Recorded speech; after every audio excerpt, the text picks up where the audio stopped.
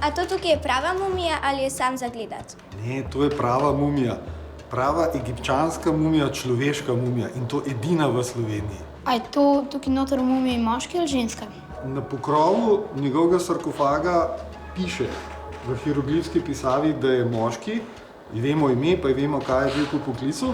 Potem so pa zdravniki rentgenizirali mumijo in so videli noter na rentgenskih posnetkih skelet in so tudi potrdili, da je noter pokopan moški. Kaj pa sploh je to mumija? Mumija je balzamirano in potem mumificirano človeško telo. Kaj pa to pomeni, da je nekaj mumificirano?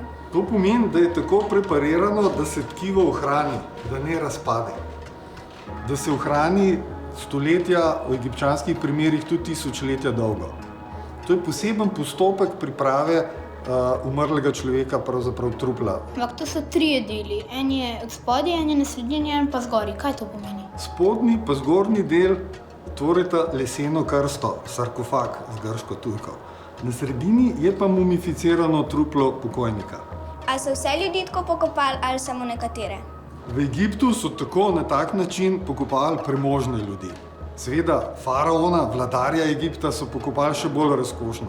Navadne ljudi so pa tako pokopavali, da so jih enostavno zakopali v puščavi v suh pesek, v Egiptu je suho podnebje, pa so se pač trupla mumificirala po naravni poti. Kaj pa je ta zelena mrežica gor?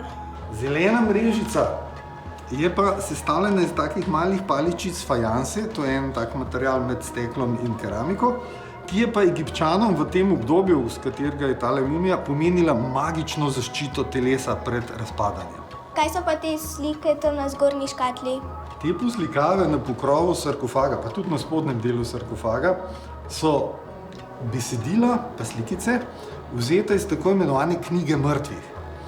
Knjiga mrtvih ni ena knjiga, ne? Ampak to je zbirka papirjusovih zapiskov, neke vrste napotki, vodnik za dušo umrlega, ki potuje v deželo onstranstva. Kdo pa je ta pokojnik? Ta pokojnik je po imenu Akesuita in bil je svečenik v Amonovem templju v Karnaku, to je pri današnjem mestu Luksor v zgornjem Egiptu. Prej smo rekli, da je to fant. Zakaj je pa tukaj od spodaj narisana punca? Ja, to vedno ljudje vprašajo, ko vidijo noter tukaj žensko figuro naslikano, pa mislijo, da je to portret pokojnice. Ne, to je boginja Nut, ki je sicer zaščitnica pri starih Egipčanih nebesnega svoda, neba, uporabljali so jo pa tudi na sarkofagih kot zaščitnico umrlega.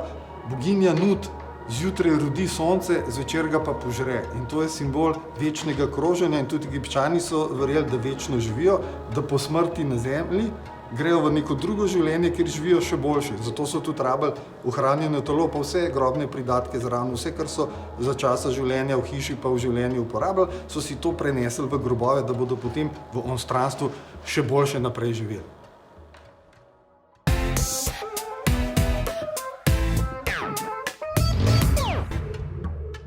Kako je pa ta mumija prišla sem v Ljubljano? Prišla je z ladjo.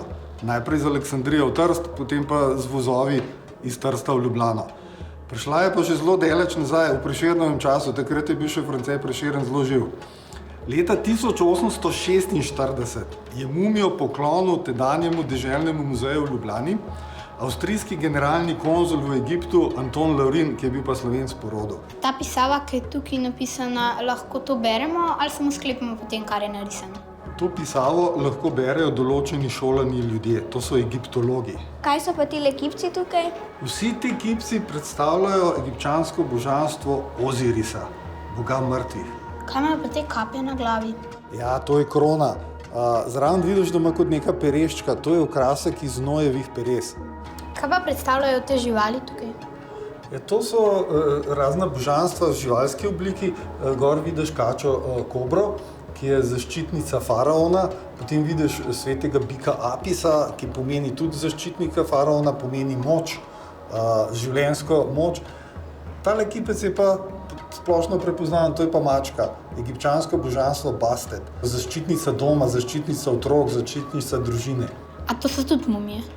A ne, niso mumije. To so figurice sicer v obliki mumije, so pa tako imenovane služabniške figurice ali všeptiji. Stari Egipčani so verovali, da bodo v posmrtnem življenju te figurice delale namesto njih težaška dela. Nekateri bogati Egipčani so si jih dali v grobove za vsak dan eno figurico.